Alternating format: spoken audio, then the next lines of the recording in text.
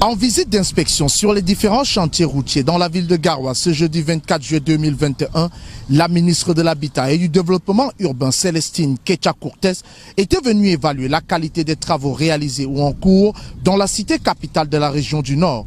Elle était accompagnée du ministre délégué à la présidence en charge des marchés publics, Ibrahim Talba Mala. Une visite en 6 étapes que la délégation a démarré par le tronçon partant du carrefour 6 au carrefour hôpital de référence avant de rebourser chemin pour ensuite visiter le tronçon allant du carrefour de la base au stade de Poumpoumré en passant par le carrefour 7.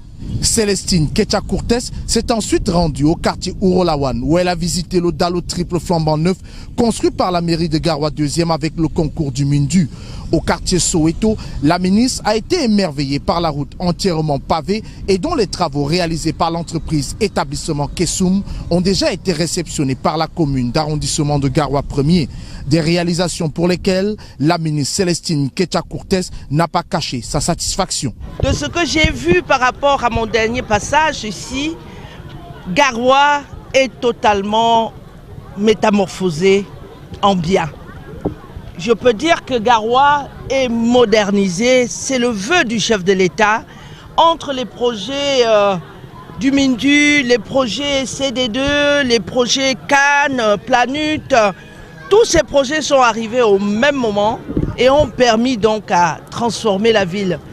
Je suis très heureuse. Ces ouvrages qui modifient en profondeur le paysage urbain de la ville de Garoua s'inscrivent en droite ligne de la volonté des pouvoirs publics d'améliorer les conditions de vie des populations, mais aussi dans le cadre des préparatifs de la Cannes 2021.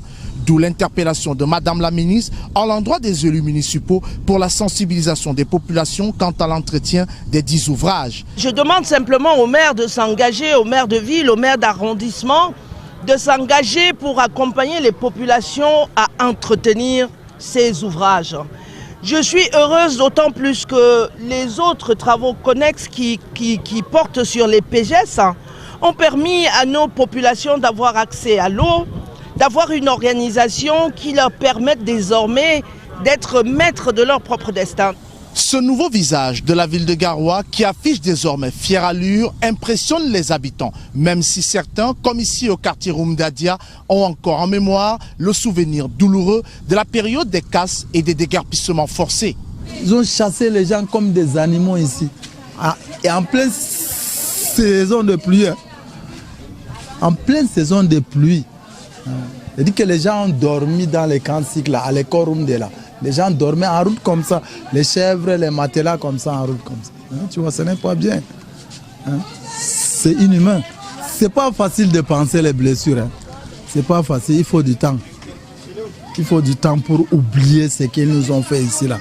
En 2013, quand j'arrive à Garoua, tout cet endroit-ci est carrément du village. Et jusqu'à aujourd'hui, depuis que une poule de la Cannes a été localisée à Garoua, on assiste à un véritable changement. La Cannes qui va se jouer dans notre région, j'en suis très fier. Il y a eu des changements terribles. On a eu des belles routes, on a eu les stades du sport, disons pour les entraînements, pour le match. Donc il reste encore beaucoup à faire. Mais sinon, nous sommes très très réjouis. Mais sinon, il nous manque encore. On nous a cassés. Finalement, on n'a pas eu là où abriter, nous sommes là. Donc, il faut que le gouvernement revoie notre situation. Avant de repartir de la ville de Garoua, la ministre de l'Habitat et du Développement urbain n'a pas manqué de formuler des recommandations pour l'achèvement des travaux en cours dans les meilleurs délais afin de permettre à la ville de Garoua d'être parée de ses plus beaux habits au moment de la célébration de la fête panafricaine du football, la Cannes, prévue en janvier 2022.